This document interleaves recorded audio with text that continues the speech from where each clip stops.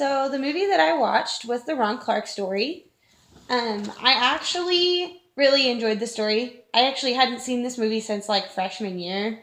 And I guess I just didn't realize the implications of an effective teacher at that point.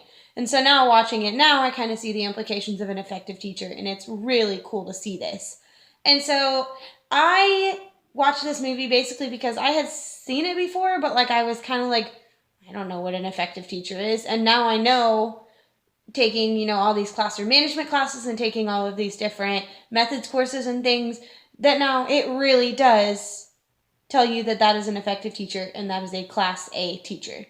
And so there were some things that I noticed in this movie that were actually really cool. The first thing was to hit on his teacher presence.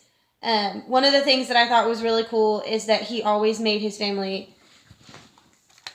feel like they were a part of the team. And so his families were always top notch, and they were always in tune of what was happening in the classroom and their child's life and all those things. And so one of the cool things that I saw was that he went to the parents' houses when he moved to New York to teach. He wanted to let the families know that they are on the same team, and he wants their support and involvement. He basically wants the parents to know that he cares about their children and their success. And I don't know that I would have the necessary audacity to go and meet with some families at their actual houses, but I think it's a super effective way to be able to connect with them on a level that maybe not necessarily teachers think about, because not very many teachers think that parents are really a part of the team, which really ultimately their decision is their decision because it's their child. And so I thought that was really cool. That just speaks volumes for an effective teacher to me. And he also wanted to accept different cultures different from his own. An example that I thought was really cool is when he meets with the Indian girl and her parents to eat dinner. So he kind of understood that the Indian values and that whole culture of being from India and Indian and all those things, those are all different from his own.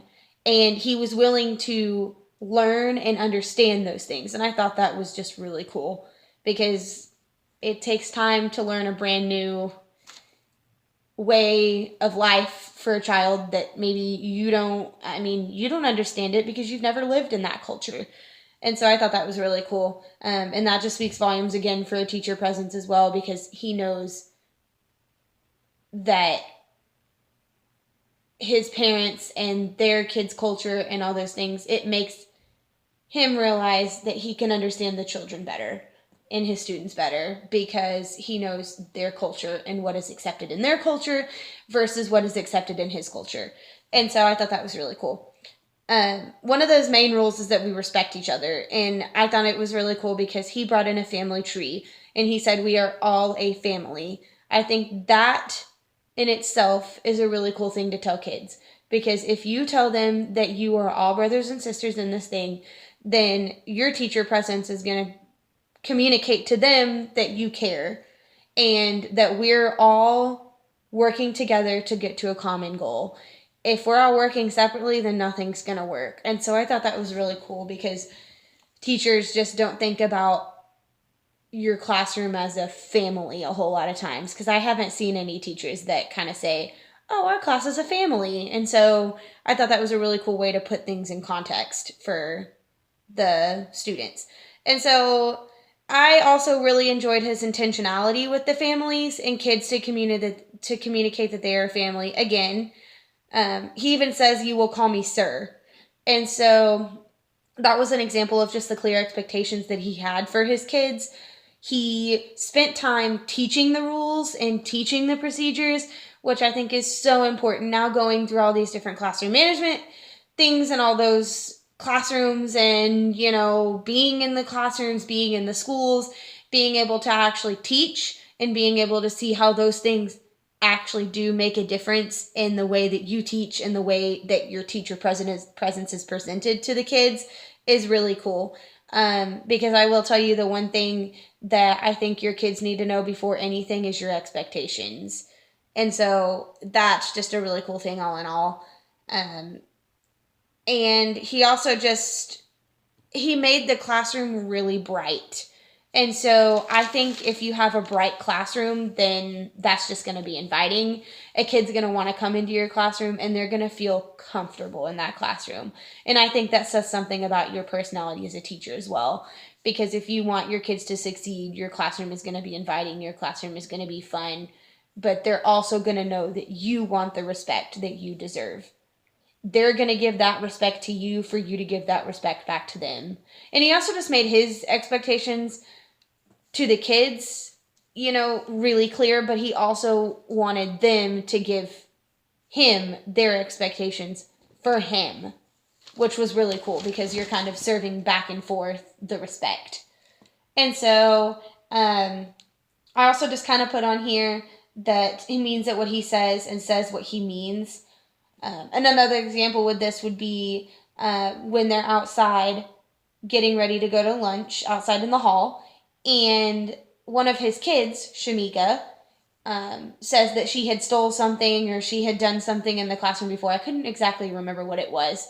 And he mentioned that if you don't confess to this, then we're not going to lunch, and I guess we're not eating. And so I thought that was a really different way of saying things because, if you put it in the context of we're not eating until someone says something, you're working towards a common goal. You're a family and you don't leave a family member behind. So I thought that was a really cool thing, and that just speaks volumes for a teacher's presence as well because it shows the kids that they care. But they want them to follow their rules and their expectations and their procedures because if you don't do it, then your friend is not going to be able to do it either because it doesn't make a whole lot of sense for you to do it because it's not fair. And so I thought that was just really cool. Some things that Mr. Clark did to make a specific culture in his classroom were actually really cool as well. I never realized this when I had watched this movie at first. I never realized what a culture in your classroom looked like. I didn't honestly really know what I wanted my own specific culture to be in my classroom. And so I just saw this movie as a really big inspiration for me now. And I even use some of those things in my classrooms that I just haven't realized that I use. And so one of these things was that he made learning fun and they were really one cohesive body. Again, the whole family thing, I think that's really cool. I've learned from multiple teachers that if you think of the classroom as a family, then your kids are going to respond to that. And so I think that's just really cool. And his learning was fun. The kids enjoyed it. He made it enjoyable. He made it to the point where it wasn't like he was asking them to pull their arm off or chop their arm off. It wasn't like they didn't enjoy coming into his classroom. And so the kids did resist it at first, but they loved him at the end because of it. And I thought that was cool because at first they had, I think it was about 2 teachers in that classroom before him. And so they were kind of just like, he's going to leave. And then we're just going to have another teacher. And they tried basically everything to get him out of the classroom. But one thing that he stood there and said, well, I'm sorry, I'm not leaving. And so he made that really clear to the kids. And that was, that just spoke volumes for telling the kids that he cares. And that they're not losing him because he's not going to give up on them. And so another thing that I saw was he really likes to keep the bar really high in his classroom. So his expectations, classroom management-wise and academic-wise, were really high because these kids came from inner-city homes. This was an inner-city home or inner-city school in Harlem. And so I thought it was just really cool that he just kind of made an example that, he's just not going to give up on these kids. And so I just remember there was an example that he talked to the principal and he told them that your bar is way too low because these kids can do it. So the bar, he kind of said, the bar is here when it should be here. And so I thought that was really cool because he just believed in these kids so much when no one else could believe in them. And so And another thing was that he expected them to do things and he was hard on them because he wanted to do fun things. But if they couldn't get it together and things weren't working, then they're not going to do fun things. And so I think that's an effective way of doing it as well, because you can't let one student do something fun when the rest of the class is sitting over here and misbehaving. And so I think it's just more fair for you to earn it as a class, because then one person can lose it for the entire classroom, and it's just a really cool thing to watch. And so personally, that's why I think it's a really fun thing to watch and a really cool thing to watch. So he always had the students come in and he had something fun going on. So an example of this would always be like the day that they came into class one day this was after state testing. And so they came into classroom and they wanted, I believe it was after state testing. It could have been wrong. But anyways, he gave them tickets to go to Broadway and go see Phantom of the Opera. This was really cool because he turned all the lights off and he took a flashlight and he stuck it like right here. Like, you know how you watch like scary movies and they have the people telling the stories and they put the flashlight up. And so they walked in and it was completely dark and he said, "Hello." And he turned around and it was just really funny because every single one of them was like, and then he said, "Go open the closet. But I don't want you to open automatically because, you know, there's something scary in there." And one of them goes up there and he tries to open the door and they're like, "No, no." And he opens the door and lo and behold, there's a skeleton there holding a bunch of notes and a mask. And every single one of the kids got a handwritten letter along with tickets to go to the Phantom of the Opera, which I thought was just really personalized and really cool. But it was always just a fun thing to start out the day. So they felt like they were comfortable coming into a classroom where it's going to be positive and there's going to be more positive than negative being put in their emotional bank. And so I thought that was just really cool. So another thing that I noticed was effective qualities that the teacher is using in order to make connections and manage their classroom. There was a lot of these different, ways that he just made this possible. And so, for an example, I was just amazed at how he made learning fun. Learning was no longer a normal thing. And so an example of this might be the president's rap that he had the students do. He had them learn a president's rap. And the kids they gravitated towards it almost because they knew that it was fun. They knew that it was something that they weren't going to just sit and do pen and paper like they had done in every single classroom that they had been in before.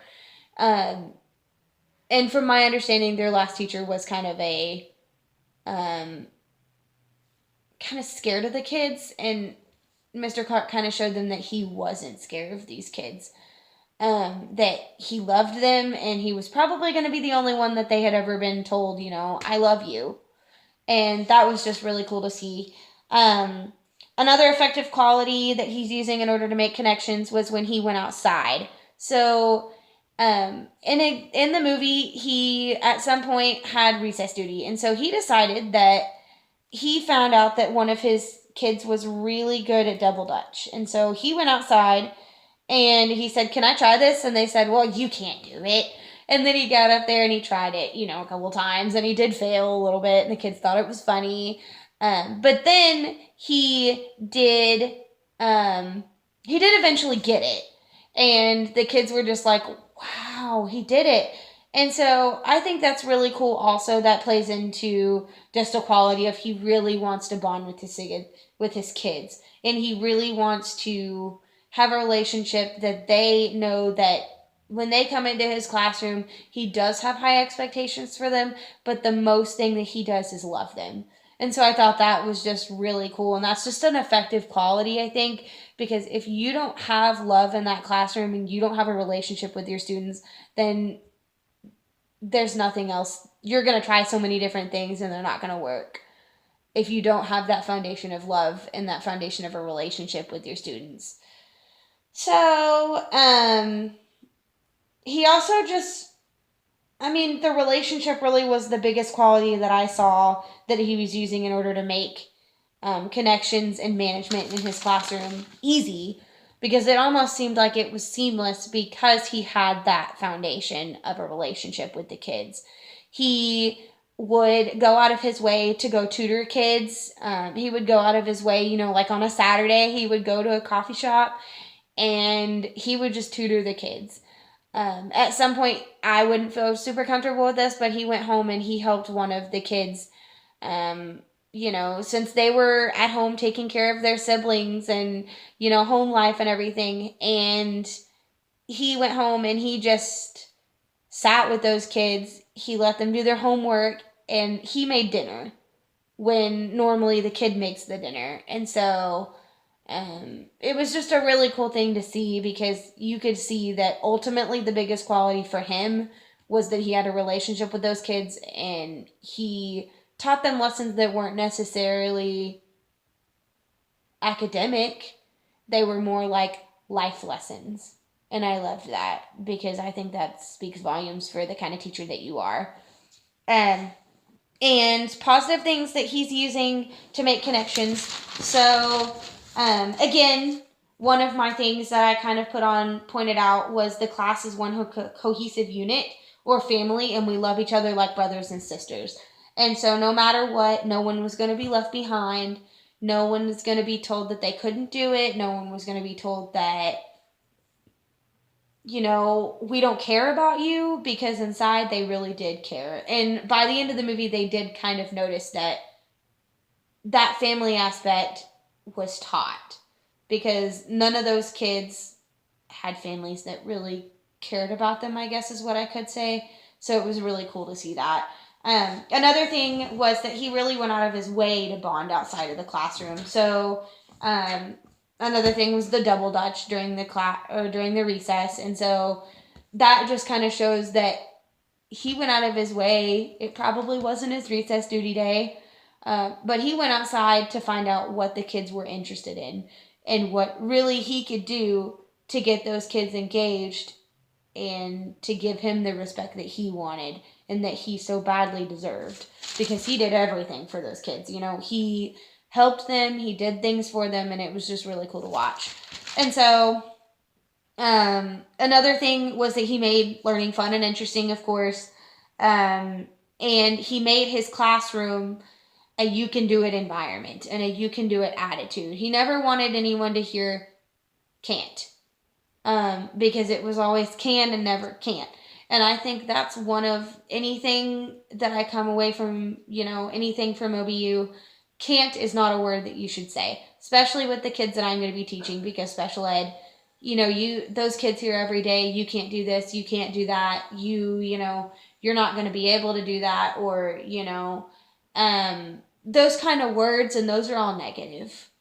If you take can't even out of, you know, their vocabulary, and it's always can, that's a positive environment, and they're going to walk into your classroom and know that you can do something, and it's never a can't environment. And so that's really important to me, and I really saw that with Ron Clark and the Ron Clark story. Another thing, that's the last couple of things that I did notice, were 3 things that he hadn't started doing in the beginning and then fixed it by the end. And so one thing was he kind of let the aggression and frustration come out on the kids. And that is something that I think every new teacher might go through, because I didn't necessarily bring it out on my kids, but I beat myself up because of it. Because I just didn't understand why these kids weren't listening to me. And so he really used his teacher voice at the beginning, and he would get really frustrated at the kids. So he would start shouting, he would start, you know, getting really loud and getting in their faces and things. But once he got to know the kids, and he really got to know what their interests were, what they were okay with, what their cultures were, what their backgrounds were. Basically, he was an expert on his kids, and he knew that you don't cross lines, and he became comfortable and relaxed. And I think after that first time that he initially just kind of had to lay down the law, the rest of it was easy because the kids knew that he wanted that respect and they were going to give it to him no matter what. And so that was just a really cool thing for me to see as well, because I've kind of seen that be a trend in classrooms as well, because the kids just crave that you love them, but you have expectations for them and they need to be guided in that way. So I think that's just a really cool thing. Another thing that I really noticed was that, again, he would get really mad and when they wouldn't listen to him. And so particularly there was one instance that he pushed Shamika's desk, which was one of the students, at the beginning of the movie, and he kind of just said, "Hey, you listen to me." And so she was just kind of like, "Oh, what just happened?" And so it was just a really cool thing to be able to see, I guess, a teacher mad at the beginning of the movie because they wouldn't listen to him. But by the end of the movie, he realized that if he pushed them and he gave them kind of a common goal to work towards, then they would listen to him. And I think that goes with the clear expectations, rules, and procedures, because these kids crave you to have expectations for them. They want to know everything about your classroom, the ins and outs, and they want to know if what they're doing is what they need to be doing and what is expected of them. And so another thing was, at first he was not okay with the idea of the disrespect from the kids. But when he really made them into that family and that cohesive unit, then they respected him and loved him so much. I think another thing was that they just kind of needed warm-up time, because I don't think they've ever had anyone that phrased it such as a family. I really don't even think these kids knew what family meant. And so Mr. Clark kind of went in there and taught them what family meant. And that was just a really cool thing to be able to see, because you can change a kid's world if you make a classroom a family. And so by the end of the movie, he meant what he said and said what he meant. At the beginning, I think he was just kind of like trying to figure it out, trying to test the waters. And then by the end of the movie, they knew his expectations, and he did what he set out to do. And he meant what he said and said what he meant. And so these kids knew that they weren't going to get anything less, which also is a really important aspect of, everything. And so ultimately, I loved this movie, and I loved to understand that I really didn't know what I wanted freshman year. I didn't know that this was what I intended, but now I have clear beliefs, and I am glad that I chose this movie to watch back over, because now I see myself doing a whole lot of things that Ron Clark is doing, and I certainly respect him, because the fact that he even started his own school is just a really cool thing. And I've heard of a lot of people that have been there and have spoken for, just the effective teaching that goes on at his school, and it's amazing. And so I really just enjoyed watching it, because I got to see kind of a glimpse into what my classroom might look like, and it made me kind of question, okay, am I actually doing these things? And so overall, yeah, that's my video analysis, and so thank you.